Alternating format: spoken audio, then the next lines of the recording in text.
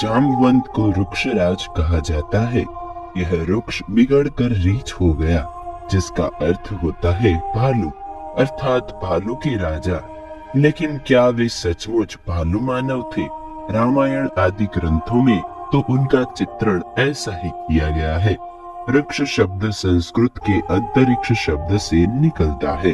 दरअसल दुनिया भर की पौराणिक कथाओं में इस तारामंडल को अलग अलग नाम से पुकारा जाता है, लेकिन सप्तऋषि तारामंडल यूनान में बड़ा भालू कहा जाता है। इस तारामंडल के संबंध में प्राचीन भारत और यूनान में कई दंत कथाएं प्रचलित है।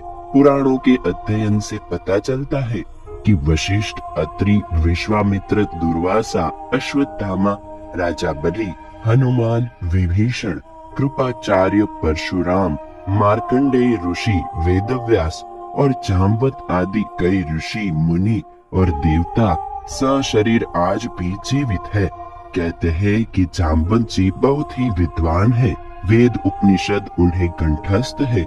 वह निरंतर पढ़ाई करते थे और इस स्वाध्यायशीलता के कारण ही उन्हें लंबा जीवन प्राप्त किया था।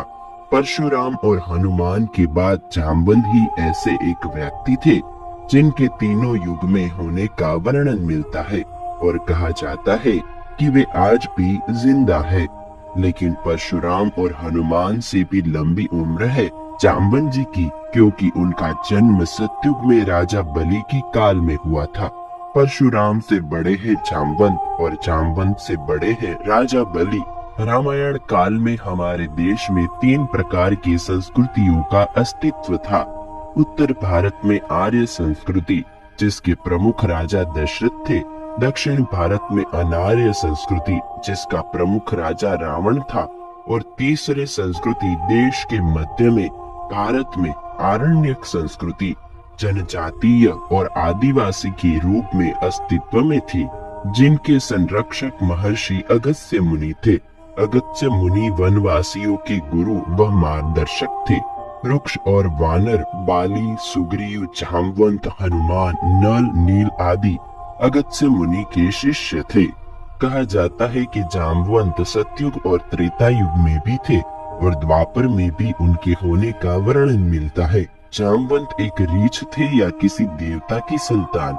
आखिर जाम्बवत जी इतने लंबे काल तक कैसे जिंदा रहे?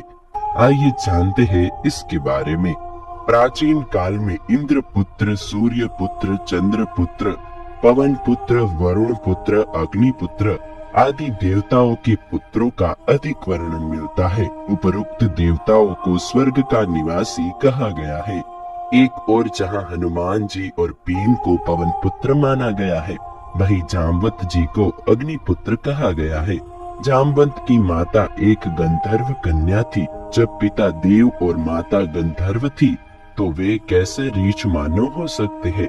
एक दूसरी मान्यता के अनुसार भगवान ब्रह्मा ने एक ऐसा रीछ मानव बनाया था जो 2 पैरों से चल सकता था और जो मानव से संवाद कर सकता था। पुराणों के अनुसार वानर और मानवों की तुलना में अधिक विकसित रीछ जनजाति का उल्लेख मिलता है। वानर और किम पुरुष के बीच की यह जनजाति अधिक विकसित थी। हालांकि इस संबंध में अधिक शोध किए जाने की आवश्यकता है। माना जाता है कि देवासुर संग्राम में देवताओं की सहायता के लिए जाम्बवत का जन्म अग्नि के पुत्र के रूप में हुआ था। उनकी माता एक गंधर्व कन्या थी। सृष्टि के आदि में प्रथम कल्प के सतयुग में जाम्बवत जी की उत्पत्ति हुई थी। जाम्बवत ने अपने सामने ही वामन अवतार को देखा था। वे राजा बलि के काल में भी थे। राजा बलि के 3 पग धरती मांगकर भगवान वामन ने बलि को चिरंजीवी होने का वरदान देकर पाताल लोक का राजा बनाया था। वामन अवतार के समय जाम्बवत जी अपनी युवा अवस्था में थे। जाम्बवत को चिरंजीवियों में शामिल किया गया है, जो कलयुग के अंत तक जीवित रहेंगे। त्रेता युग में भी जाम्बवत बूढ़े हो चले थे। राम के काल में उन्होंने भगवान राम की सहायता की थी। कहते हैं कि जाम्बवत जी समुद्र को लांघने में सक्षम थे, लेकिन त्रेता युग में वह बूढ़े हो गए थे। इसीलिए उन्होंने हनुमान जी से इसके लिए विनती की थी। आप ही समुद्र लांघे वाल्मीकि रामायण के युद्ध कांड में जामवंत का नाम विशेष उल्लेखनीय है। जब हनुमान जी अपनी शक्ति को भूल जाते हैं तो जामवंत जी ही उन्हें याद दिलाते हैं।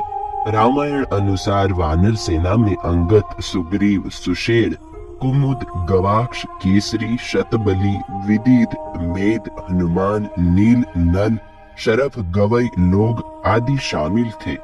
माना जाता है कि जामवंत जी आकार प्रकार में कुंभकर्ण से तनिक ही छोटे थे।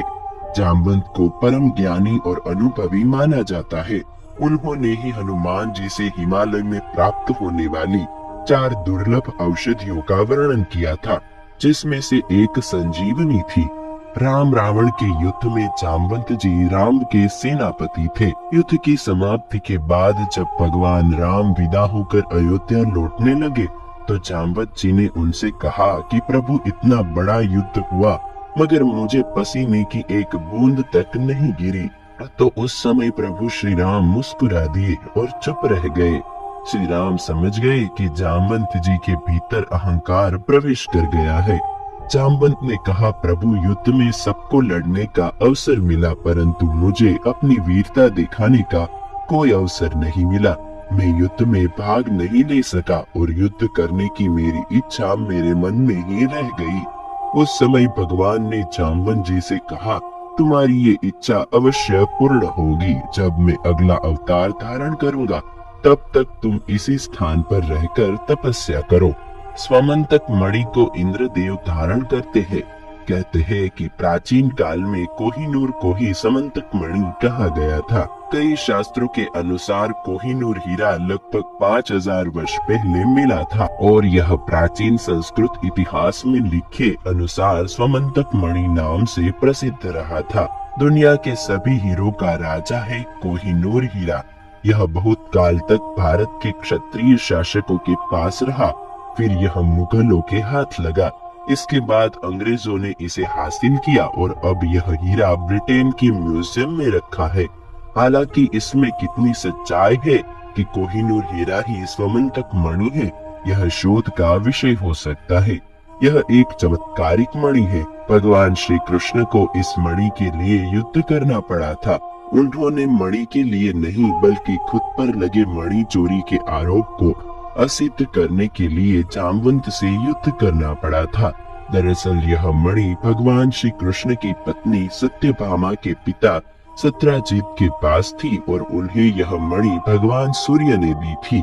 सत्यजीत ने यह मणि अपने देवघर में रखी थी। वहां से वह मणि पहनकर उनका भाई प्रसेनजीत आखेट के लिए चला गया।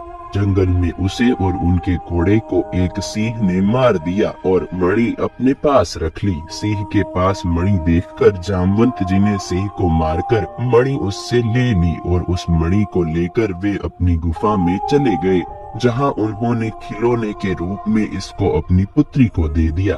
इधर सत्यजीत ने श्री कृष्ण पर आरोप लगा दिया कि यह मणि उन्होंने चुराई है।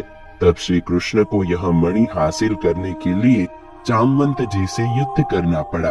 बाद में जामवंत जब युद्ध में हारने लगे तब उन्हें अपने प्रभु श्री राम को पुकारा और उनकी पुकार सुनकर श्री कृष्ण को अपने राम स्वरूप में आना पड़ा।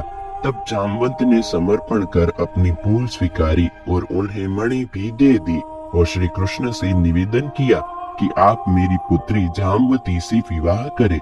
जामवती कृष्ण के संयोग से महाप्रतापी पुत्र का जन्म हुआ, जिसका नाम सांब रखा गया। इस सांब के कारण ही कृष्ण कुल का नाश हो गया था। श्री कृष्ण ने कहा कि कोई ब्रह्मचारी और संयमी व्यक्ति ही इस मणि को धरोहर के रूप में रखने का अधिकारी है। अतः श्री कृष्ण ने वह मणि अक्रूर जी को दे दी। उन्होंने कहा कि अक्रूर, इसे तुम ही अपने पास रखो। तुम जैसे पूर्ण संयमी के पास रहने में ही इस दिव्य मणि की शोभा है। श्री कृष्ण की विनम्रता देख अक्रूर नतमस्तक हो उठे। गुजरात के पोरबंदर से 17 किलोमीटर दूर राजकोट पोरबंदर मार्ग पर एक गुफा पाई गई है, जिसे जामवंत की गुफा कहा जाता है। माना जाता है कि यह वही स्थान है जहां भगवान कृष्ण और जामवंत के बीच युद्ध हुआ था।